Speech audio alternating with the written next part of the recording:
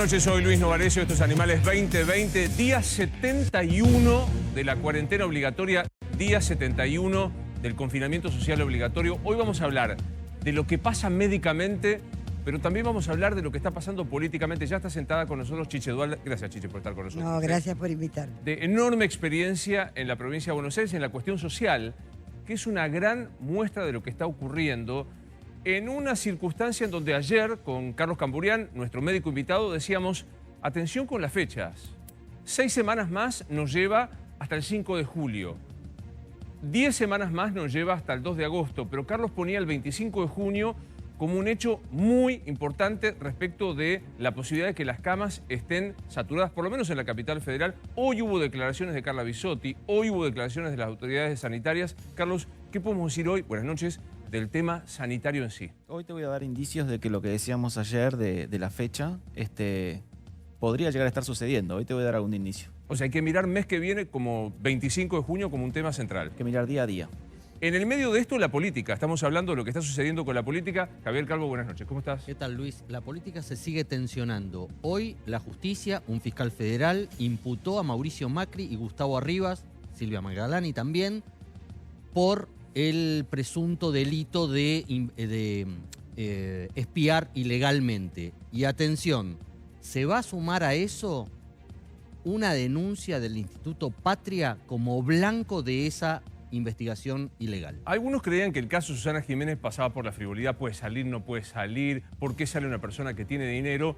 Hoy definitivamente cobró actualidad política porque el presidente de la Nación, que estuvo con Malena Massa, la titular de AISA, de la compañía, que va a estar aquí en un mano a mano, en un instante va a estar Malena Massa, el presidente de la Nación habló de Susana Jiménez, empezamos a saber qué hay detrás de la posibilidad de que alguien se vaya al Uruguay. Nacho Orteri, buenas noches, ¿cómo estás? ¿Cómo estás, Luis? Efectivamente, el presidente habló de Susana Jiménez, defendió a Marcelo Tinelli, también se refirió a Venezuela y defendió a Cristina Kirchner. O sea, vos dirías que en esos tres personajes criticó Susana, defendió Tinelli e hiper defendió a Cristina, ¿no? Exactamente, y habló también de Venezuela, de esto que se dice de que Argentina está yendo a Venezuela. Y por supuesto que hablaremos de economía. Hoy, súper cepo, me decía Gustavo Marangoni. Buenas noches, ¿cómo estás? Bien, con el segundo mandato de Cristina conocimos el cepo.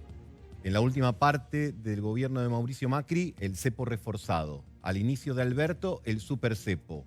A partir de ayer, el super cepo. Después me explicás qué pasó y que algunos quisieron entrar en home banking, los que pueden, y querían comprar dólares y no pudieron hacerlo. Generalmente cuando hay cambio de normativa, los bancos necesitan unas horas para poder adecuar los sistemas. La semana que viene, en 7 días y un poquito, volveremos a ver, creemos, Alberto Fernández, Axel Kicillof y Horacio Rodríguez Larreta diciendo por cuánto se posterga la cuarentena. Estamos todos seguros que se posterga. ¿Habrá flexibilizaciones? Paulino Rodríguez, buenas noches. ¿Cómo estás? Buenas noches, Luis. Bueno, el lunes hay una reunión cumbre con FECOBA para saber desde el gobierno porteño si algo de lo andado se puede desandar en términos de aperturas, cierres y nuevas aperturas que procura el comercio tener para no quedar en caída libre. Pero el tema más importante hoy es que fracasó en el Ministerio de Transporte y de Trabajo en particular la cuestión del transporte público de pasajeros en el interior, que sigue de paro con amenazas de colapso y quiebres. Hoy se suma a la mesa como periodista invitada una colega de A24. Gracias, Cata Delia, por estar con nosotros. No, gracias a vos por invitarme, me encanta estar con vos. 71 días de cuarentena, dirías, ¿está en discusión? ¿Sentís que la discusión de la cuarentena, Cata, está potente a la hora de mañana hay manifestaciones? Ahora vamos a ver la sensación social, ¿cómo lo ves?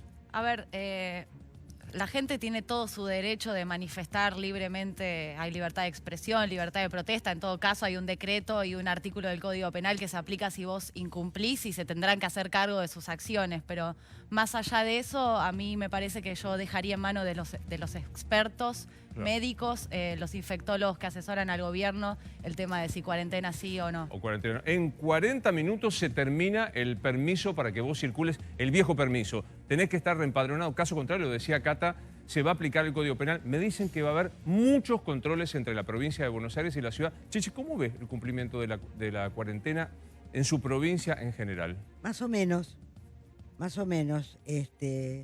Los negocios a puerta cerrada están atendiendo. Hay que comprenderlos también, no dan más. No pueden sostener más alquileres, empleados. Y hay otros que directamente abren, aunque no estén autorizados. Y después la gente circula. Hablo de la zona donde yo, de cercanía, donde voy a hacer las compras, ¿no? Que puede ser el almacén, la carnicería, se ve movimiento. Algunos, la mayoría con barbijos, otros no. Lo que me parece que nosotros, y no sé si el doctor me dará la razón, miramos mucho el proceso europeo sin darnos cuenta que el proceso latinoamericano iba a ser absolutamente Es diferente. distinto. Por frío y demás. Por frío y por pobreza. Por pobreza, por hacinamiento y creo que todavía los números, en la medida en que haya más testeos y entremos en las barriadas más humildes, va a subir mucho. Vamos a ver un poco los números que siempre nos ayudan a entender para pedirle a Carlos que nos explique por qué esta preocupación que hay respecto del sistema instalado, es decir, de la cantidad de camas. Veamos, Dire, cuando vos me lo digas, los números que tenemos en la jornada de hoy. A ver, hoy fallecieron 12 personas, hay 520 fallecidos, se infectaron 717 personas, el total es 15.419 y otra vez la provincia de Buenos Aires volvió a ser el lugar más complejo respecto de la ciudad de Buenos Aires, el lugar más complejo en cuanto a los infectados. Sí, pero está creciendo también en relación a la ciudad. La ciudad hoy tuvo 398 y la provincia 273. Hace una semana la provincia tenía menos de 150 casos, Luis. O sea que está creciendo y va en camino a convertirse en un problema como la ciudad. Ayer, Carlos, acercate, planteamos el tema de la fecha 25 de junio. Que repasalo, ¿qué significa para vos el 25 de julio? Esto es del 25 de junio. Sí, esto es a raíz de un estudio hecho por investigadores del CONICET. Yo, como ayer me dijeron, soy un simple médico, no puedo hacer estadísticas, así que esto lo hizo un investigador del CONICET que sabe mucho de esto. Y a través de la tasa de duplicación, que hoy está en 8 días, hoy, con los contagios que tenemos, sin contar los últimos días que fueron de alto contagio, más la cantidad de días que requiere una persona infectada en terapia intensiva y una serie de factores, se determina que el 25 de junio, de acuerdo a la disponibilidad de camas, es una fecha clave para tener en cuenta por una eventual complicación o colapso del sistema de salud. Capital Federal. Sí. Entonces, yo lo que te quería mostrar acá es el crecimiento de estos son 5 días, ¿no? Del domingo 24 al viernes 29 son 5 días. El 25 no tenés registro porque por feriado no hubo registro. Obviamente. El domingo 24 son datos oficiales. El domingo 24 había 181 camas ocupadas. ¿Todo el país es esto, Carlos? Sí, 181 camas Esto ocupadas. es todo el país, porque de en la ciudad que son 300 Sí, y algo. 300 y algo. Sistema público. Sí, Bien. esto es el Ministerio de Salud de la Nación. 24, 181. Ya el 26 creció a 203, pero fíjate, el 27 creció a 250. Es decir, un crecimiento casi del, no sé, Conmigo no 20% cuentes. aproximadamente. Conmigo no cuentes. Bueno, el 28, 254. El 29, 259. El crecimiento total en 5 días fue del 43%. Este número es el que yo te digo que hay que tener en alerta, porque hoy tenemos disponibilidad de camas, por supuesto, sí, hay camas de terapia intensiva disponibles, pero si seguimos con este crecimiento, vamos a llegar al 25 con problemas. La veo con cara de preocupación con estos datos que da el doctor, Chiche. No, claro. En realidad, yo sigo pensando lo mismo. Lo que dije recién, si querés te lo amplío. Si nosotros no tenemos la cantidad de testeos que dicen que vamos a tener, que los estamos produciendo nosotros, si realmente no hacemos un trabajo muy profundo en las barriadas más pobres, en las villas que han crecido enormemente en el conurbano bonaerense, va a ser muy difícil saber verdaderamente cuántas personas están en posibilidad de contagiar. Sí, Javi. Carlos, te quería preguntar si este ritmo no tiene en cuenta de alguna forma una meseta en la cantidad de infectados en la ciudad, ya que a esta altura de la semana, fuentes en off del gobierno de la ciudad decía que esperaba estar más cerca de 1.000 infectados por día que de 400, como tuvimos hoy o como tuvimos ayer. Es posible que sí, pero estos son datos hasta, imagínate, hasta el 29, ¿eh? Claro. Faltan los últimos días de contagio que fueron muy, digamos, el crecimiento fue Acá grande. los tenés, mira. Ahí Son está. los últimos datos de contagios en la ciudad, que aparece en verde, y en Buenos Aires, la provincia, que aparece en celeste. Fíjate, el 24 de mayo estamos en 196 en la provincia, muy alta, la capital federal, en 499 casos, ¿no? Y hoy estamos en esto que por ahí plantea Javi, que es una suerte de meseta. No quiero decir que sea menos grave, pero un cierto estándar estable, ¿no? Con el número de testeos que tenemos, que es todavía bajísimo, ¿no? Hay que salir a testear más y con un dato más del día de hoy, porque en esto también yo tengo algún desencuentro, de tener en cuenta que los adultos mayores son los que más severamente se afectan, y este porcentaje está y es claro, pero hoy falleció una persona de 30 y pico, Sí. una persona de 40 y pico y una persona de 50 y pico. Una 32. Entonces- Me llamó mucho la atención. ¿Pero tenían problemas previos? Bueno, en general, la mayoría de los que fallecen tienen algún problema previo. De las personas jóvenes, hay una que no tenía ningún problema previo. Igual, más allá de eso, no dejemos de prestarle atención a los casos de los barrios humildes, porque se dice que hay población más joven, porque esa población más joven de los barrios humildes tienen muchos problemas de salud, tienen muchas comorbilidades. No son adultos mayores, pero tienen muchas otras Bueno, enfermedades. el caso de Ramona. ¿Qué le pareció, Chiche, cercar Villa Azul? Algunos dijeron es hacer casi un gueto. ¿Qué le pareció esa idea? Yo, en principio, creo que hablar con el diario del lunes realmente no es lo mejor. Pero cuando comenzó este problema, habría que haber tenido mucha rapidez para ir directamente a las zonas más complejas, a las que sabemos que no pueden hacer distanciamiento, aunque quieran hacerlo, a las que no tienen posibilidades económicas de tener alcohol en gel, a las que no tienen información. Ahí había de entrada que haber hecho un trabajo muy fuerte, paralelamente a todo lo que hay que hacer, pero no se hizo. Y estos días que he estado reunida con el Cuervo y he estado reunida con otras personas, todos me piden a ver cómo podemos organizar a las mujeres.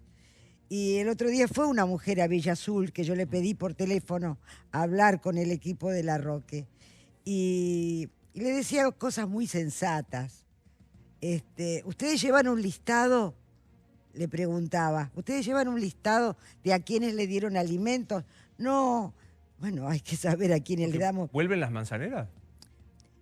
La idea es que vuelva una red de contención, porque en realidad lo que hay que tener es una red en el barrio, que conociendo el barrio y teniendo la facilidad de poder entrar en cualquier lugar, cosa que se hace muy difícil en las barriadas más hoy, ¿no? Sí. Por la peligrosidad. Poder entrar en los barrios, la misma gente, y ser una suerte de informadores de lo que está sucediendo en cada casa. Informarles, asesorarlos, ver si les falta alimento, ver qué es lo que sucede. Y hay una disposición enorme de montones de personas que son solidarias, que quieren trabajar. Está claro. Porque hay que darles una organización. Obviamente. Para un momento aquí, porque cuando hablamos de Susana Jiménez, decía, o nos quedamos con Susana hablando como si se tratara de una cuestión frívola de quién tiene plata, o en realidad Susana viene a representar algo que es la desigualdad que existe en nuestro país, la fragmentación que existe, no es un tema menor. Uno planteaba desde aquí y me parece que la respuesta vino porque hoy el presidente aludió a la propia Susana Jiménez. Sí, exactamente. Está bien que le preguntaron, pero él podría no haber decidido contestarle o decidió no contestarle. Sí. Me dicen que efectivamente él no tenía pensado salir a hablar en un discurso, pero le preguntaron y fue con todo, Luis. Mira lo que dijo cuando le preguntaban. Susana Jiménez dice que te maneja la cámpora. Yo no tengo problema que cada uno piense lo que quiera. Estos planteos son raros, Susana, a quien no conozco, quiero aclarar. Me parece que dijo todas esas cosas para que no hablemos de por qué se fuera en medio de la cuarentena. Estoy de claro, que al pobre Tinelli la mataron, porque se fue un día antes de la cuarentena, y entonces ella dijo, no, antes que me pase lo de... Hablo de todas estas cosas y no se está haciendo hablar de todas estas cosas, y nadie habla de por qué se fue en medio de la cuarentena, qué sé yo, bueno. Una astucia política a Susana Jiménez que la verdad que me sorprende, digamos, ¿no? ¿Te sorprende? Me sorprende que le adjudique tanta astucia política a Susana. Es más sensata Susana cuando habla, más directa, me parece no especula tanto. ¿no? Sí. Quizás se está aludiendo un poco a dónde se llevó el debate post Susana, Claro. más que a lo que dijo Susana o a lo que hizo Sí, Susana. sí. La astucia sería de los intérpretes. Claro, Me parece que sí. Ahí te sigo, ¿no? A ver, repasemos un poco lo que dijo Nacho, Bueno, el presidente, ¿no? dijo todas estas cosas para que no hablemos por qué se fue en el medio de la cuarentena. Esto choca con lo que hizo el gobierno, que cuando Susana se fue salió a aclarar de que Susana se podía ir. ¿Te acordás que yo te comenté? Podría el gobierno no haber aclarado y dejar en la nebulosa como que estaba incumpliendo alguna regla. No lo hizo. Bien. Nos está haciendo hablar de todas estas cosas y nadie habla de por qué se fue en medio de la cuarentena, reforzó lo que dijo. Y fíjate, el pobre Marcelo Tinelli. El pobre, no es casual el adjetivo, no. Pobre Marcelo, Sí. que lo mataron porque se fue un día antes de la cuarentena. Tengo la tranquilidad de haber dicho que se había ido legalmente, como lo hace Susana Jiménez en aquel momento. Ahora, ¿está bien que el presidente de la Nación, está bien, se lo preguntó un periodista, pero haga tanta explicación de Susana Jiménez? Digo, en el medio de la pandemia. Está eligiendo un Pero adversario en términos políticos, se siente cómodo, cercano a Tinelli, lo considera como propio, y adversario y ajeno al pensamiento de Susana Jiménez. Y además evita hablar de otras cuestiones. Estamos en medio de la renegociación de la deuda en horas cumbres, no estamos hablando del super cepo, como dice Marangoni, de los pasivos que hay que atender el día después y del mismísimo día después que hay que ver cómo se aborda. Pero de eso habló el presidente. No, ¿Entendés? yo no lo veo así. No lo ves de ese lado. Alberto a mí habla me de parece eso. que... Sí, ahí voy, Cata. Sí. A mí me parece que ideológicamente utiliza como elemento refractario a lo que el presidente no está convencido de que tiene que ir el país. Ese país, dice, no puede decir que estamos yendo a Venezuela, refirió a Venezuela, dijo, ¿cómo pueden decir esas cosas? En alusión también a una frase que había dicho Sebrelli en la semana. El gueto de Varsovia. El gueto de Varsovia, eso también le molestó. Me parece que el debate es más ideológico que en términos de gestión. Hipótesis tuya, Nacho, es la sube al ring ideológico para confrontar. ¿Cata? No, yo creo que es el recorte que hicieron muchos medios de comunicación y a dónde se llevó el debate de ciertos sectores también políticos y de la ciudadanía, porque el presidente respondió sobre un montón de cosas que le preguntaron, suele dar entrevistas a todos los que se la piden y habla de todos los temas que le ¿A todos los que preguntan. se la piden? O a Ahí voy a muchos. disentir, ¿eh? La verdad Ahí que está es la abonado en primera una vez que hay radio, un Cata. presidente que le da a todos los A medios todos, no sé, saltando de la grieta. Pongo la Salta pregunta la sobre grieta la de mesa. acuerdo. Periodista. ¿Habla con todos No, no sé si o hablaba? Yo creo que 5 o 6 de cada 10 entrevistas que da el presidente la da con AM750, con C5. con C5, con Radio Con Voz. La verdad que no siento que el presidente, así como decíamos que Macri no hablaba con sectores sí. o con medios críticos, me parece que el presidente habla donde se siente cómodo. Es una elección. No compartís, Javi. No comparto. No comparto, por lo menos la experiencia desde perfil es que le ha dado una entrevista a quien históricamente estaba muy enemistado, que es el dueño de la editorial, y no lo había hecho nunca ni como jefe de gabinete, y fue y se hizo en Olivos, y la verdad que me parece muy distinto a Macri, que efectivamente no le daba entrevistas a Página 12, no le daba entrevistas a C5N, no le daba entrevistas a Radio 10. Me parece que Alberto De hecho, Fernández es el lugar hace poco habló en TN. distinto. Yo lo No, que no, rascaría, igual. buscaría un poquito más profundo es que no es casual que la suba Susana Jiménez al escenario. Yo No. comparto un poco la hipótesis No, absolutamente. de Nacho Ortelli. No es casual. ¿Qué le pasó, Chiche, con Susana, el episodio Susana, la salida, Venezuela y demás? No me importa nada. No me queda claro La lo que me verdad. dice, claro. No me importa nada. Otras personas que a lo mejor no son tan conocidas también se habrán ido del país. Y la verdad que estamos en el medio de un lío tan grande que también tenemos que ser responsables cuando hablamos de estos temas porque son relativamente secundarios. El presidente, para mí, habla con casi todos los medios. Yo lo veo abierto, no lo veo con dificultades de conectarse con la mayoría. En ese aspecto yo no tengo críticas que hacerle. No perdería tiempo, en el caso de él, en su función de De hablar contestarle. de Tinelli. No, hablaría de los problemas que tenemos, que son muchos, ¿no? Yo lo que creo es que me parece que ahí hay que detenerse un segundo, porque el presidente está hablando de Susana Jiménez, porque sabe que Susana representa, primero, un sector que es la oposición. Y segundo, algo que hoy leí una estupenda nota en Infobae respecto de por qué Susana Jiménez se ha ido. A ver a los perros, nos dijo aquí a nosotros, estar con la gente que tiene que cumplir con sus salarios. Y Martín Litvak cree que se va, no sé si es el caso de Susana, pero como muchos otros, bien apuntaba Chiche, porque tiene una serie de ventajas patrimoniales en medio de la discusión del impuesto a la riqueza, de los aumentos. Mira, Martín Litvak, para resumirlo, dice, si vos te vas al Uruguay y te radicás, te dan una vacación fiscal por 5 años. Por 5 años estás prácticamente libre de pagar la mayoría de los tributos. No pagás el impuesto a los patrimonios por activos en el exterior. Vos sabés que cuando pagás aquí bienes personales tenés que declarar los bienes de la Argentina y los que están radicados en el exterior, no en el Uruguay. El impuesto a la renta reducido por ganancias generadas por los mismos es del 12%. Muy bajo realmente. El sistema tributario uruguayo cobra impuestos por ingresos de fuente local, es decir, lo que se produce en el lugar. Y las alícuotas de lo que acá llamamos impuesto a las ganancias son similares a las argentinas, desde un mínimo no imponible que es más alto. Es decir, empieza a pagar más de arriba, no tan de abajo. Creo que lo tenemos a Martín Litvak en una videollamada para que me ayude a ver si entendí bien esto. Martín, soy Luis Novarecio. ¿Cómo estás? Buenas noches. ¿Qué tal, Luis? ¿Cómo estás vos? Bien, no estoy personalizando en Susana, pero si vos fueras consultado por Susana, ¿le dirías, radicate en el Uruguay que vas a pagar menos impuestos? Sin ninguna duda. Yo creo que, digamos, Argentina, como muchos otros países, son verdaderos infiernos tributarios y creo que todos tenemos derecho a proteger lo que tenemos, sea en Uruguay o sea en otro lado. Uruguay casualmente tiene una serie de ventajas que vos bien explicaste muy claramente, pero hay otros destinos también, sin personalizar en Susana y sin personalizar en Uruguay, si querés. Claro, claro. Ahora digo, esto que estamos viendo, ¿qué es una vacación fiscal que te dan los uruguayos si vos te radicás? Me dirás exactamente qué es radicarte, pedir residencia, luego tramitar la ciudadanía. ¿Qué es una vacación fiscal y para quién es? Mira, aplica a los residentes fiscales. Es decir, vos para ser residente fiscal en Uruguay tenés que moverte a Uruguay, tenés que cumplir una serie de días mínimos, tenés que tener algún tipo de actividad comercial. Hay diferentes reglas que tenés que cumplir para ser residente fiscal uruguayo. Cuando lo sos, el efecto tributario es la vacación fiscal, que son esencialmente 5 años sin pagar impuestos. ¿Ningún impuesto pago por 5 años? ¿Ningún? Bueno, obviamente si vas a consumir vas a pagar el IVA, digamos, pero digamos, no vas a pagar ningún impuesto ni a tu patrimonio ni a tus ganancias, esencialmente. Entonces es una ventaja más que apetitosa en momentos de mucha inseguridad, digamos, jurídica o mucha inestabilidad política, digamos. Claro. Martín, ¿has tenido muchos argentinos que han cruzado el charco para radicarse fiscalmente en Uruguay, como se dice?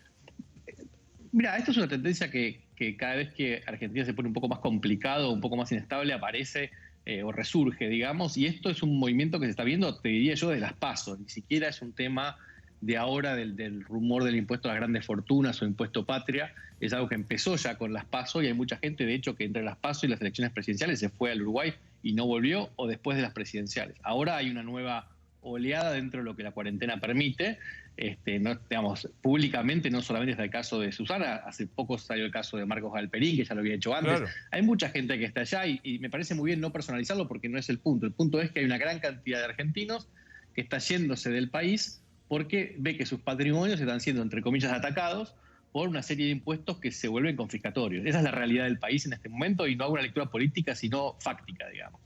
Martín, si tributás en Uruguay con estas ventajas que estábamos comentando, ¿significa que no estás obligado para nada en tributar en la Argentina o igual puede haber doble imposición? Mira, puede haber, es una excelente pregunta. De hecho, es algo que trataba en la columna esta mañana. O sea, la mudanza internacional consta de dos cosas. Consta de ir a un lugar donde tenés una residencia fiscal y consta de darte de baja en tu lugar de origen, en este caso Argentina. Para darte de baja de Argentina, vos no solamente tenés que tener una residencia fiscal en otro país, sino que además no tenés que estar en Argentina más de 180 días, no tenés que tener lo que se llama el centro de intereses vitales en Argentina y tampoco tenés que pasar más días en Argentina de lo que pasás en ese otro país que vos decís que es tu residencia fiscal. Entonces son tres condiciones que son duras, no son simples de cumplir, no es simplemente me voy de viaje, hago un trámite y vuelvo, tenés que realmente, y siempre lo decimos en el estudio, o sea, acá esto sirve si vos estás dispuesto a agarrar tus cosas, hacer las valijas e irte, digamos. Esto no es sacar un pasaporte adicional, mentir con la residencia, esto es serio, digamos, para que no tengamos el efecto de doble imposición, es decir, de dos residencias fiscales, es tan importante obtener una residencia nueva como darte prolijamente de baja en Argentina, siguiendo con todas las normas y los procesos que hay en Argentina. Pero, ¿sabés por qué? Yo quiero remarcar algo que vos estás explicando técnicamente y que uno trataba de decirlo políticamente. A mí me parece, primero juzgar a Susana Jiménez me parece un disparate monumental y ya sé que me comprende las generales de la ley por mi afecto hacia ella, pero lo hizo legalmente, salió legalmente. Puede hacer esto legalmente, si quisiera, desconozco si quiere hacerlo. Lo hizo pidiendo permiso a la autoridad argentina que se la concedió.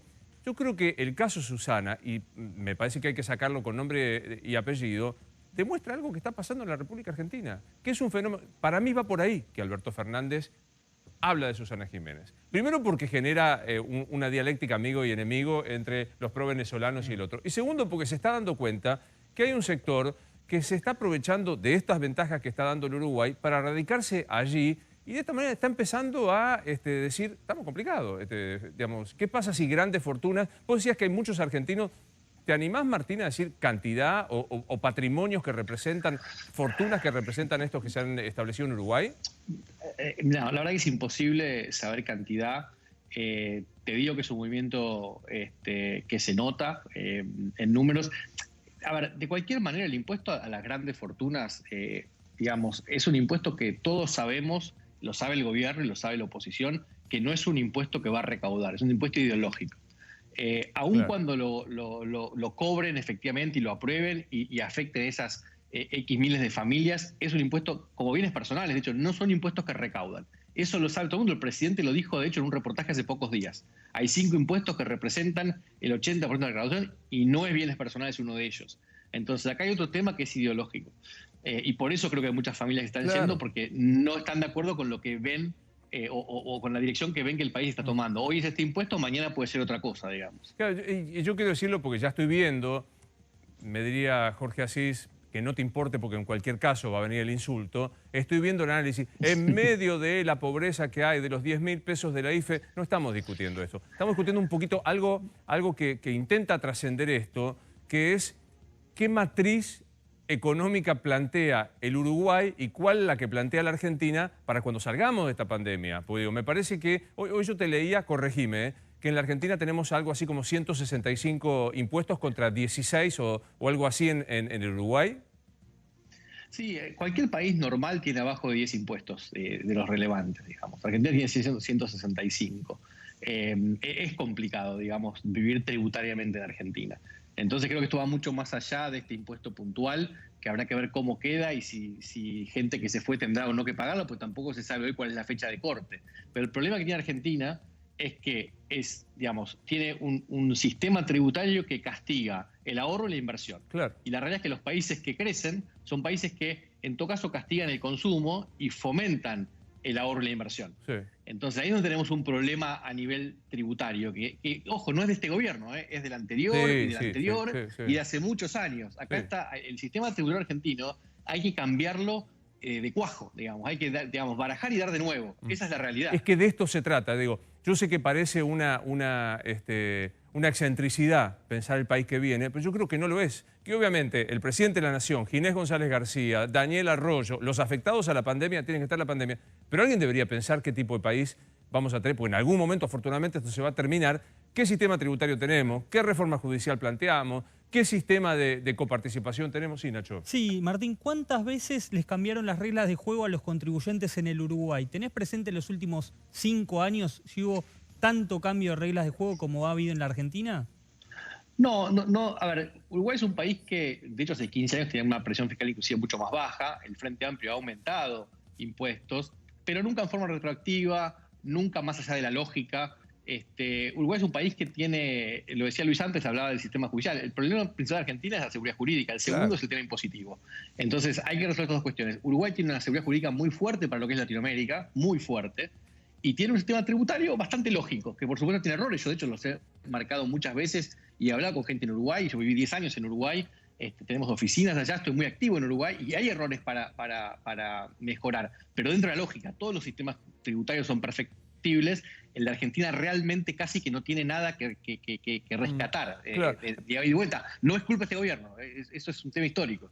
Martín, te voy a pedir y le voy a pedir al DIRE que ponga este pequeño resumen que hicimos de lo que vos planteabas como beneficios en el Uruguay, para que me ayudes, grosso modo, a repasar lo que pasa en la Argentina y lo que pasa en el Uruguay. A ver, vos decís, hay una vacación fiscal de 5 años.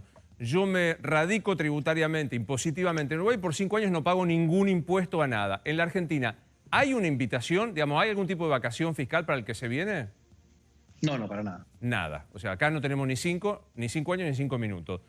En Uruguay no pago el impuesto a los patrimonios por activos en el exterior. Tengo una casa, qué sé yo, en Brasil no pago por eso. En la Argentina, ¿qué pasa? Bueno, Argentina no solamente que tiene renta mundial, con lo cual yo pago por todos mis activos y todos mis ingresos en cualquier lugar del mundo, sino que además desde la última reforma tributaria de diciembre del año pasado hay una alícuota superior para las inversiones en el exterior, con lo cual yo voy a pagar un impuesto del 2.25% de bienes personales por una casa. O sea, una casa en Miami la pago más que una casa en Belgrano, por decirlo de alguna manera. Bueno, el impuesto hay en el Uruguay, hay un impuesto a la renta reducido por ganancias generadas por los mismos. Yo me hice el canchero cuando dije, no tengo la menor idea de qué estamos hablando. ¿Qué significa esto? No, esto, a ver, significa, si yo tengo, por ejemplo, una propiedad en Brasil, como vos habías dicho, ¿no? Sí. La propiedad dijimos que es un activo que no paga el impuesto al patrimonio. Perfecto, la alquilo, genero renta. Sí. Bueno, esa renta, si yo estoy viviendo en Uruguay, va a pagar un impuesto del 12% solamente. Si yo estuviera en Argentina, esa renta pagaría el 35%. O sea, yo tengo una casa no sé, en Río Janeiro y la alquilo para que sea de turismo. En Uruguay pago el 12% de lo que ese alquiler me da, en la Argentina el 35%. Sí, además de haber pagado, obviamente, bienes personales. Que no pagaste en el Uruguay, obviamente. O sea, Correcto, ahí ya van correcto. 2 impuestos que vas pagando en la Argentina. El sistema tributario uruguayo cobra impuestos por ingresos de fuente local. Contame qué es y compararlo con la Argentina, por favor.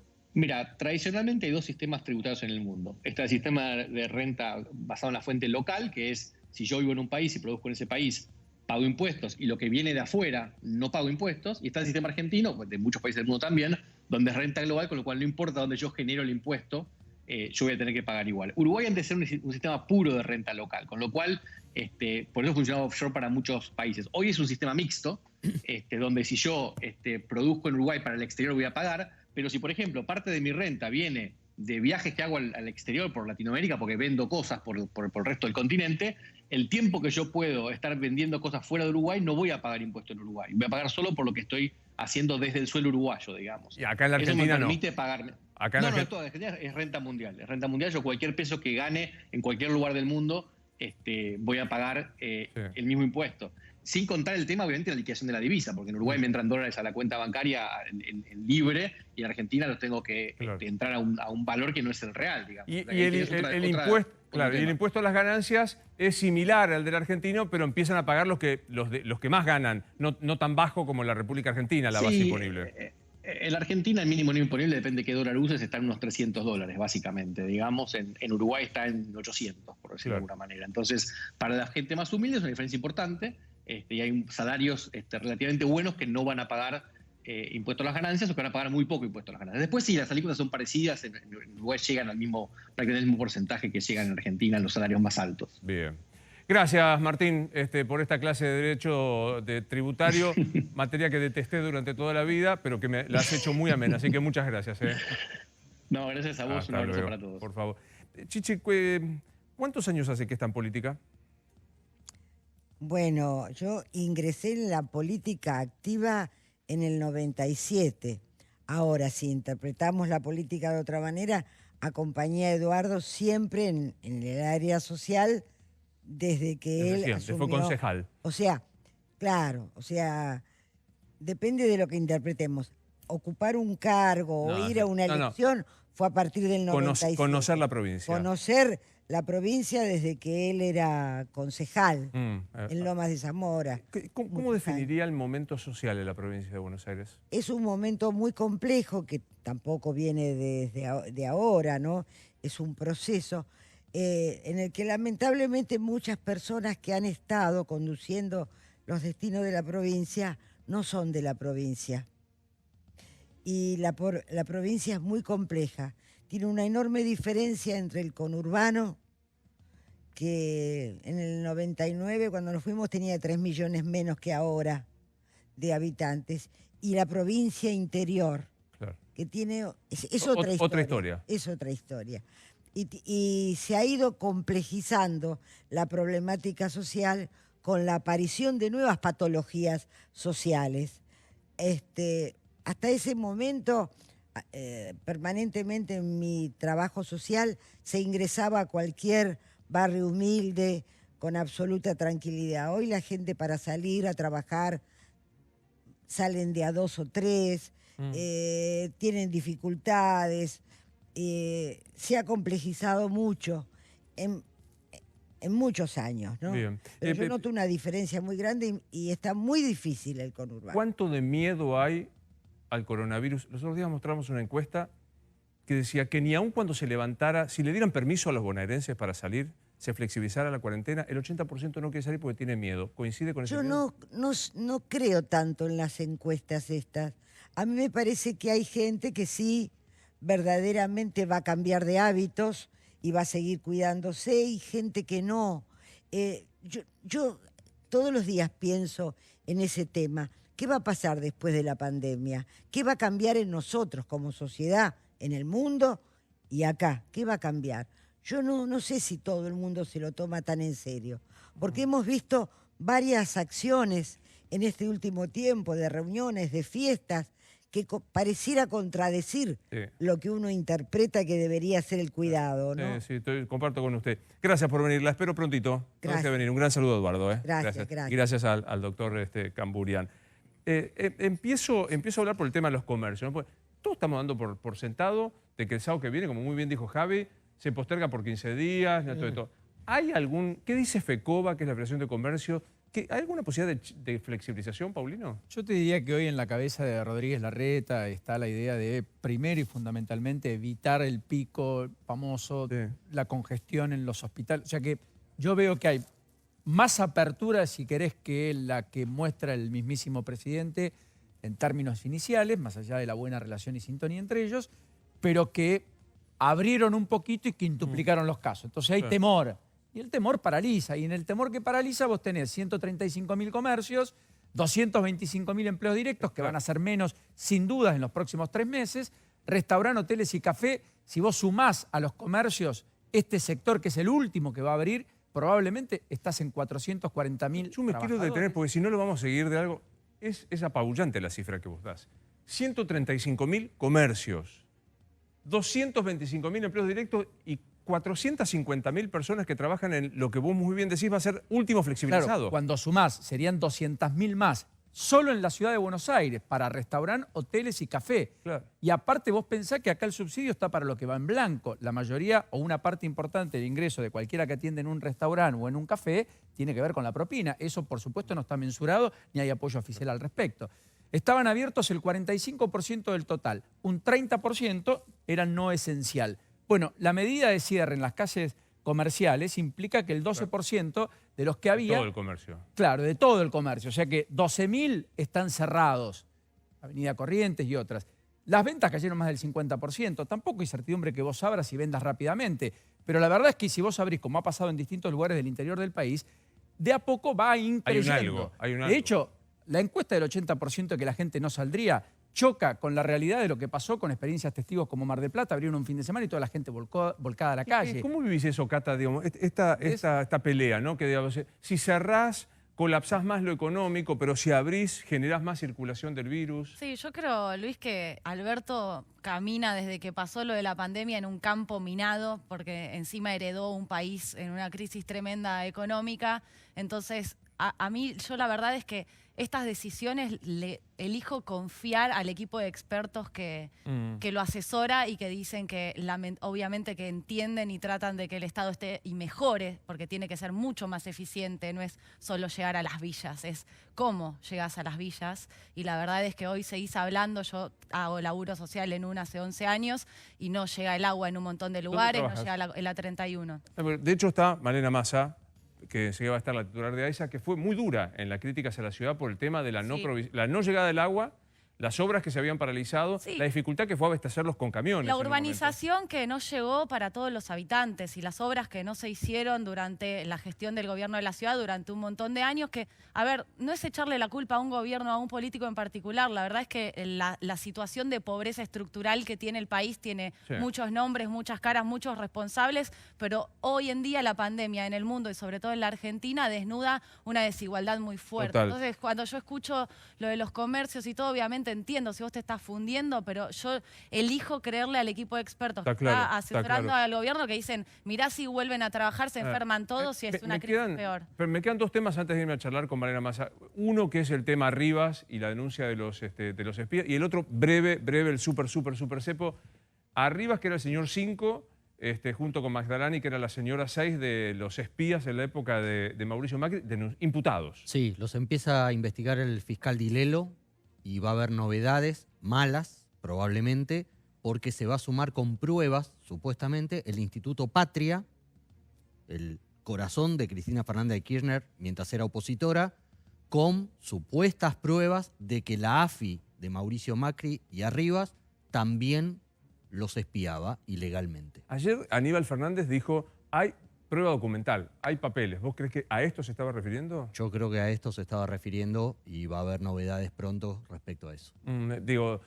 La denuncia tiene una verosimilitud a priori, porque todos por lo menos desde la democracia esta parte, todos usaron a la CIDE para investigar. Sí, es como que vos escuchás estas cosas y la verdad es que no te sorprenden, porque lamentablemente en la Argentina, tanto la justicia como los servicios de inteligencia han cumplido muchas veces el rol que no tiene nada que ver con seguir los caminos de la ley, por lo cual estas sospechas obviamente que no nos llaman la atención. Ahora la justicia federal tiene una oportunidad enorme de hacer las cosas bien e investigar esta denuncia a fondo y ver qué es verdad y qué no. Sí, Nacho. Sí, a mí me llama mucho la atención que el silencio de Mauricio Macri.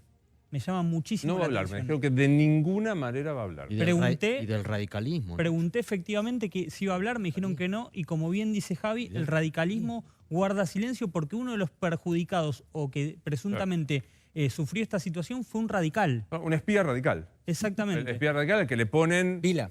El que denuncia que le pusieron una bomba. El que le pone la bomba, efectivamente. El único que salió del radicalismo, o del pan-radicalismo, digamos, Lombardi salió a hablar y quedó solo, que le dijo mercenario a Tinelli, sí, Paulino. Lo que la información no da, el prejuicio lo cubre. Lo que la información no da, el prejuicio lo cubre. Si hay un momento para aclarar que no hubo escuchas, que no hubo esos métodos, que no, es ahora. Igual, gente, tengamos en cuenta los antecedentes de cómo Comodoro Pi se mueve según el viento. Bueno, y este es el viento ahora para acompañar una denuncia como Delgado esta. lo dijo de la mejor manera. Los jueces tienen más claro el cronograma electoral que los políticos mismos. Me tengo que ir a sentarme, así, breve. ¿Pasó algo que alguna gente, las que tiene dinero, no pudo comprar en home banking dólares hoy? Claro, porque cuando cambia la normativa, los bancos tienen que adaptar los sistemas y puede ser que por unas horas o por todo el día no puedas comprar. Concretamente, hay más cepo porque hay menos dólares. ¿Dónde hay menos dólares? En el Banco Central. El cepo no es una cuestión ideológica, es de práctica. Cuando Cristina o Néstor Kirchner tenían superávit y había muchos dólares en el Banco Central, no había cepo.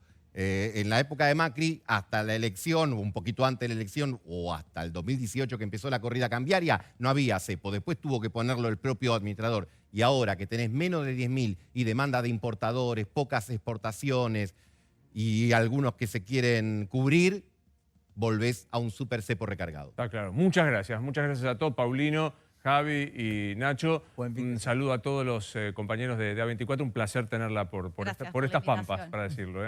Malena, ¿cómo estás? ¿Cómo estás, Luis? Gran gusto verte. Igualmente.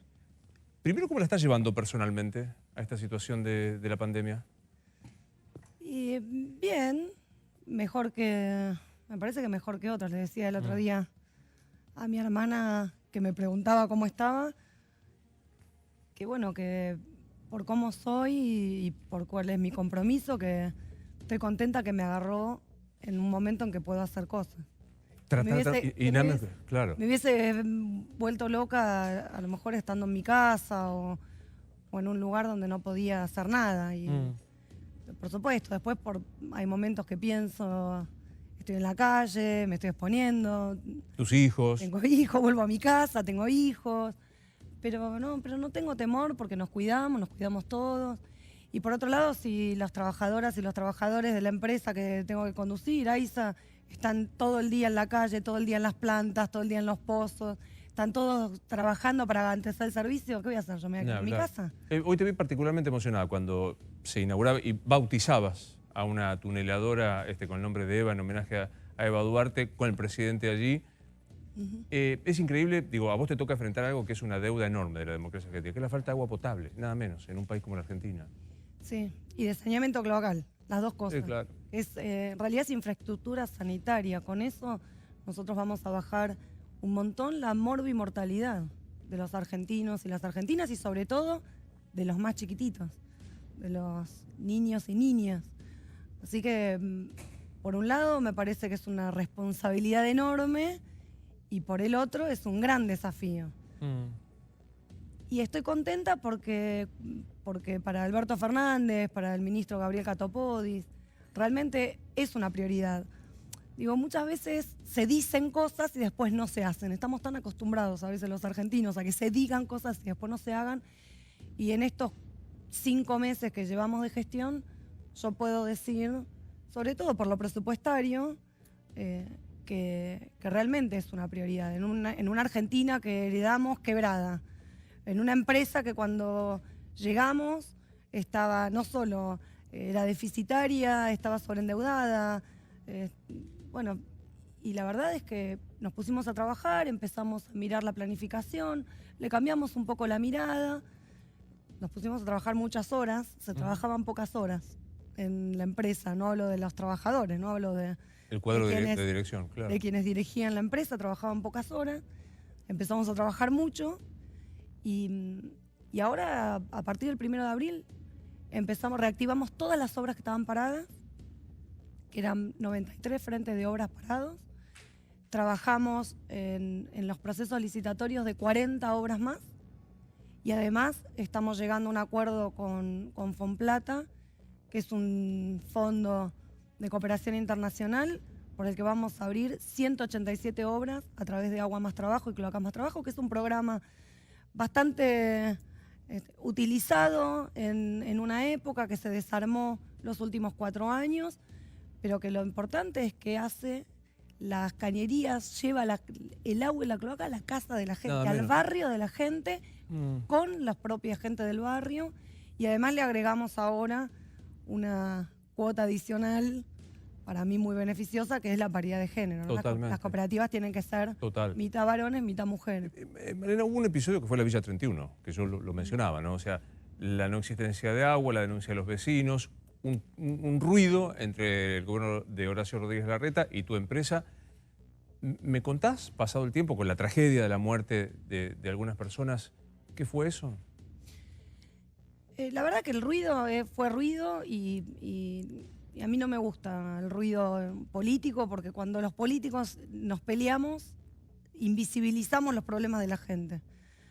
Yo sentí en ese momento que tenía que salir a contestar porque tenía que defender la empresa, tenía que defender no solo la empresa, no la marca, digamos, pero sí a las trabajadoras y a los trabajadores que se desloman, que trabajan, que están, incluso porque nosotros veníamos trabajando ya con el gobierno de la ciudad para resolver el problema hacía 15 días, cuando no teníamos la responsabilidad, menos la obligación. Y entonces ese fin de semana, nada, que empezamos a discutir de quién era la responsabilidad, luego del fallecimiento de Ramona ese día, pero del Oso unos días antes y de otro compañero unos días después. Y, digo, la verdad es que ese mismo día nosotros abrimos las válvulas y empezó a fluir el agua con la presión necesaria en todo el barrio. Entonces, eso digo, discutimos muchos días, trabajamos muchos otros, y el día que el barrio tuvo agua no se enteró nadie, porque nos estábamos peleando los políticos y entonces invisibilizamos, en este caso además, una buena noticia. ¿Sentís que se coló demasiado la pelea política en los últimos tiempos? Yo decía, a mí me parece que la decisión sanitaria de Alberto Fernández, pocas veces en la historia argentina los dirigentes están por delante de la gente. A mí me parece que en esta vuelta pasó. El 17, 18 de marzo la dirigencia argentina se puso delante. Y hubo un momento que empezó a haber ruido, que se coló demasiado la política por ahí. Yo creo que empieza a haber ruido cuando empieza a haber ruido en la sociedad. Son muchos días, la gente se angustia, tiene incertidumbre. Muchos días encerrados en nuestras casas también nos expone a nosotros mismos, a reflexionar qué hicimos, qué no hicimos, qué vamos a hacer, cómo vamos a salir adelante. Nos encontramos muchas veces con las situaciones familiares que habitualmente uno no se encuentra. Uno podría decir 70 días todos encerrados en sus casas, con sus familias, sin otros contactos habituales. Podría ser para una película, digo, ¿no? Es casi un experimento antropológico. Me parece que pasó eso, que las pandemias son largas, que traen angustia, que traen incertidumbre, y que en algún momento nos pasa a todos. Digo, los políticos somos seres humanos, nos pasa también a nosotros, sí, ¿no? Claro. Digamos, yo salgo de mi casa y tengo a mis hijos también en cuarentena, y Mili sale, va a los barrios a ayudar y a llevar mercadería y agua y lavandina, y yo pienso, bueno, y si le pasa algo, y por otro lado Tomás está en casa hace 70 días encerrado sin ver a sus amigos, son adolescentes, también se quiebran, y uno también se quiebra. Obviamente. Me parece que pasa eso, que lo que sucede es que estamos viviendo una pandemia que nunca vivimos y que probablemente no volvemos a vivir, y que entonces cada cada segundo hay que tomar decisiones. ¿Y qué te pasa con estas movidas? Mañana va a haber una, estas movidas de devuélvanos la libertad, nos cercenaron los derechos individuales. Hoy yo leí una expresión que me pareció, no debería repetir porque no me gustó nada, que es la infectocracia. ¿Qué te pasa con eso? Ojalá que volvamos un paso atrás. Me parece que, lo digo no solamente de la política, también de la sociedad, digamos, la llevamos bien. El otro día también hablaba con una de mis hermanas que me preguntaba, bueno, pero ¿y cuándo? ¿Y cuánto? Y falta un montón, y dicen que está mal, y dicen que está bien, y no sé qué decir. Le dije, mirá, la verdad que vamos a saber si está mal o si está bien cuando esto pase. Ahora, lo importante es que se están haciendo cosas, y que se están haciendo cosas sin saber qué estamos haciendo, ¿no? Sin tener la certeza de que esto que estamos haciendo es lo que hay que hacer. Y no está la fórmula aprobada. Yo viví, claro, ¿no? Digamos, en mucha menor medida, yo viví como secretaria de salud en Tigre la pandemia de la gripe A, y nos pasaba lo mismo. Uno tomaba decisiones que no sabía si eran las mejores, si iban a tener los resultados que uno espera, y las decisiones las tenés que tomar. Y en ese momento vos sos responsable no de tu vida, de la vida de todos los que te eligieron para administrar la cosa pública. Es muy difícil. Entonces, ojalá que volvamos un paso atrás, que dejemos de pelearnos tanto, que entendamos esto que le decía el otro día a mi hermana. Mirá, en Italia empezaron a levantar la cuarentena y fallecieron 174 personas en un día de nuevo. En Israel hoy hay un pico. Ahora digo, Entonces, también ayudaría a bajar un cierto tono, decir, yo soy el dueño del angustiómetro. O sea, vos te angustiás por lo que yo te digo. No, sabés que las angustias son únicas, individuales e irrepetibles, ¿no? No, estoy de acuerdo. Yo estoy de acuerdo con eso, creo que... Y además está bien que nos angustie. Yo digo, ¿qué pasaría si no nos angustia? No sabemos si vamos a estar bien, si vamos a estar mal. No nosotros, nuestros padres, nuestros hijos, no la gente que queremos. No sabemos cómo va a resultar la economía. Y si me salgo de la pandemia y después no tengo cómo comer, cómo darle de comer a mis hijos. Digo, son todas preguntas que nos hacemos todos los días. ¿Y si hice las cosas bien? ¿Y si las hice mal? Si salí y estoy volviendo a mi casa... Digo, me parece que es esto, que es parte de lo que estamos viviendo, que hay que bajar un poco, relajar, relajemos un poco. Estamos todos haciendo, todos y todas. El presidente de la nación y hasta el último argentino del último lugar, todos haciendo lo que podemos, lo mejor que podemos. Sí, sin tener el menor manual de cómo hacerlo. ¿De qué hacer? Porque digo, se cuelan algunas cosas, ¿no? Como discusiones políticas, que yo... Acá habló Susana Jiménez, yo decía, acá quedan dos opciones. O debatimos sobre Susana, si está bien que diga que es Venezuela, ¿no? Que me parece accesorio. O debatimos lo que Susana muestra, que es una enorme desigualdad en este país. Que hay 50% de pobres, que hay una villa que está... ¿Cómo te cae la decisión del cercar Villa Azul, por ejemplo, de la provincia de Buenos Aires? Lo mismo, me parece que es la decisión que tomaron no solamente quienes gobiernan la provincia de Buenos Aires, sino el comité de expertos que trabaja con Axel y que es lo que hay que hacer. Sí, y si no, ¿qué haces? Claro. Digo, lo pensaba políticamente incorrecta, voy a hacer, pero hace un mes y medio todos nos quejábamos porque las personas de la 1114 o la 31, porque todavía no mirábamos el conurbano bonaerense, algunos no miraban el conurbano bonaerense, nosotros nos mirábamos muy de cerca, pero salen y están todos caminando y andan por la calle, y ahora sin... Si están Entonces, ahora se los encerrás, porque los encerrás. Digo, me parece que también algunas declaraciones tienen, por un lado, la facilidad de decirlas desde tu casa y desde que no sos quien toma la responsabilidad de esa decisión, y por otro lado, muchos de quienes hablan no saben cómo funciona la pobreza, ¿no? Cuando todos decían, hay que aislarse, que esta gente no salga, que se quede en su casa, yo digo, que poca gente sabe en Argentina cómo vive esa gente. No tienen manera de aislarse en su casa. Viven en 20 metros cuadrados, 10 personas. ¿No? Entonces lo decimos desde una casa donde cada uno tiene su cuarto, entonces nos aislamos aislados. ¿No? Cada uno está en su casa, tenés un jardincito, entonces puedes estar solo, o una terraza, o un balcón, ¿no? Un balconcito, y comés todos los días. Digo esto, me parece que hay momentos en que no se puede tomar con facilismo y que lo que nos pasa es que empezamos, entre comillas, a aburrirnos porque estamos encerrados y tenemos ganas de hacer cosas y extrañamos a nuestra familia y nos angustiamos y tenemos incertidumbre y entonces empezamos a decir las cosas sin filtros, sin reflexionar, sin pensar. Y con esto no estoy queriendo decir que lo que pasa, pasa. Lo que pasa, pasa. La gente se angustia y está... Y por lo que sea. Y cada uno se angustia por lo que sea. Por lo que puede. Obvio. Y algunas personas tienen mansiones enormes y necesitan irse a Uruguay. Bueno, Y necesitan irse a Uruguay. la trajiste vos acá. ¿Qué te pasa con Lo digo Susana? de verdad, esto que vos decís, estamos todos hablando que si Susana se fue, no se fue. ¿Alguno pensaba que Susana alguna vez se había ido a Uruguay en Aerolíneas Argentinas? ¿Qué estamos todos mirando a ver cuánto le salió el taxi aéreo? Digo, es esto, ¿no? Me parece que estamos entrando en una situación, en polémicas que son irrisorias para el momento que estamos viviendo. Ella puede irse del país, lo que no puede es volver sin permiso. Todos podemos irnos del país, te tiene que recibir el otro país, porque si no, quedás en el medio. Y después, si querés volver a Argentina, vas a tener que hacer todos los trámites, desde la cuarentena hasta pedir permiso, porque están las fronteras del país cerradas para entrar, no para salir. Yo creo que Susana representa algo. Cuando ella dice, tengo miedo que seamos Venezuela, representa un sector. Sí. ¿Y a vos qué te pasa cuando te dicen, este gobierno representa, o tengo miedo que este gobierno me lleve a Venezuela, formando parte del gobierno?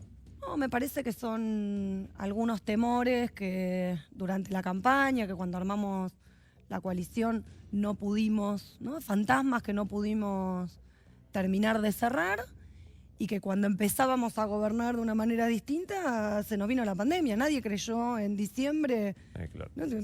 Llegamos que llegamos a un país quebrado y a los 2 meses te tenés que empezar a pelear con un nuevo virus, en realidad con una nueva cepa de un viejo virus, es un viejo amigo el corona, es una nueva generación, digamos. Y tenemos que empezar a pelearnos con esto y entonces hay cosas que uno hubiese querido hacer que no puede hacer y tiene que hacer cosas que no hubiese querido hacer. ¿No? Digo, empiezan a pasar estas cosas. Por eso digo, creo que hay que relajar un poco, que hay que relajar, entender que nos estamos cuidando, que todos estamos haciendo lo mejor. Es difícil para todos, es muy difícil para los que están encerrados y es muy difícil para los que salen a trabajar todos los días. Yo les pregunto a mis trabajadores de la empresa, a las trabajadoras, a trabajadores, y muchos tienen temor. Y sin embargo tienen la responsabilidad de mantener, de garantizar un servicio tan importante como el agua y el saneamiento cloacal. Y salen igual. Contame, Entonces Malena. lo que hacemos es cuidarlos mucho, mucho. Y nos agarramos, quienes trabajan en la empresa, quienes conducimos la empresa, el sindicato, todos nos tomamos de la mano, espalda con espalda, como digo yo. Y hasta hoy, por la responsabilidad que cada trabajador, cada trabajadora tiene sobre esta cuestión, no tenemos infectados, pero la verdad que uno no sabe. ¿En toda la empresa no hay infectados? No. No es menor, ¿eh? No tuvimos. Y no paramos nunca de trabajar. Contame cuánta gente, grosso modo, si tenés la cifra o el porcentaje, cuánta gente tiene servicios sanitarios, como hiciste, agua potable y cloacas en la Argentina en general y en la provincia en particular.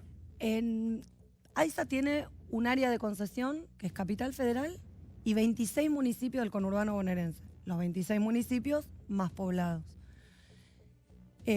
Ahí son 14 millones de usuarios y usuarias que conforman el área de concesión, de los cuales 10 millones tienen red perteneciente a AISA. Hay aproximadamente 2 millones que se llaman los desvinculados, que son aquellos que tienen red, pero que no opera AISA, como es en el caso de los barrios populares o de algunos de los barrios cerrados, de los country. Y después hay 2 millones que no tienen, que entonces acarrean agua, que nosotros desde AISA les llevamos los camiones cisterna, les llevamos agua envasada, y compran, van a buscar a la iglesia, a la escuela, al comedor, ¿no? Que esos son los que, digamos, los prioritarios hoy para nosotros. Sin embargo, si vos me preguntás si estos 4 años yo voy a poder hacer las obras para que todas las vecinas y vecinos de la concesión tengan agua, no, porque tarda mucho tiempo. Son obras difíciles, son obras muy caras, son obras complejas, porque es un sistema, entonces yo no puedo hacer una red de agua o de cloacas donde después no puedo conectar. Entonces, a lo mejor hay lugares que son más lejanos, que para eso tengo que hacer, por ejemplo, la obra estructural que inauguramos o que empezamos hoy con la tunelera EVA, que es el río subterráneo, el primer tramo del río subterráneo sur. Digo, y esto quiero aclarar, porque hoy, yo me enteré hace un rato, te quiero decir, pero me dijeron que salieron algunos funcionarios, algunos militantes del PRO a decir que esa era la tunelera Elisa y que la habían hecho ellos. Tan poca bola le daban a la empresa y al agua y el saneamiento cloacal que confunden el sistema de agua sur con el sistema Riachuelo, que es de cloacas. Son dos obras distintas, importantísimas. Es cierto que el sistema Riachuelo, la obra en sí, la comenzó el gobierno de Macri, porque todo lo demás, desde el 2009 que se venía gestionando. También es cierto que el emisario y el colector del sistema Riachuelo están al 75%, y que en el 19 el corazón de ese sistema, que es la planta que potabiliza, que depura los líquidos cloacales, tenía que estar terminada. Y cuando yo agarré la empresa estaba al 18%. Entonces, esa era la... Digo, lo quiero decir, Luis, porque también creo que en Argentina hay que poner las cosas blanco sobre negro. Hay un montón de deudas de la democracia. Ahora también somos los seres humanos los que hacemos o no la democracia. Sí, sí, no es una institución abstracta. Claro, porque si no el Estado, ¿no? Hablamos del Estado, bueno, pero el Estado lo administran gobiernos. Y durante el gobierno de Mauricio Macri, en la concesión de AISA, la red de agua y de cloacas creció el 1%. Y se pasaron 4 años hablando del agua, de las cloacas, de todo lo que habían hecho, de lo que no habían hecho. Digo, y esta es la realidad. Esta es la realidad. No pusieron... Para tener redes de agua y de saneamiento cloacal hay que invertir. Y la empresa AISA es una sociedad anónima, pero que el 90% del capital es del Estado. Y que la tarifa de agua quedó muy retrasada respecto de los tarifazos. Cuando hablábamos tanto de los tarifazos fueron para las energéticas, para la electricidad, para el gas, básicamente para la electricidad.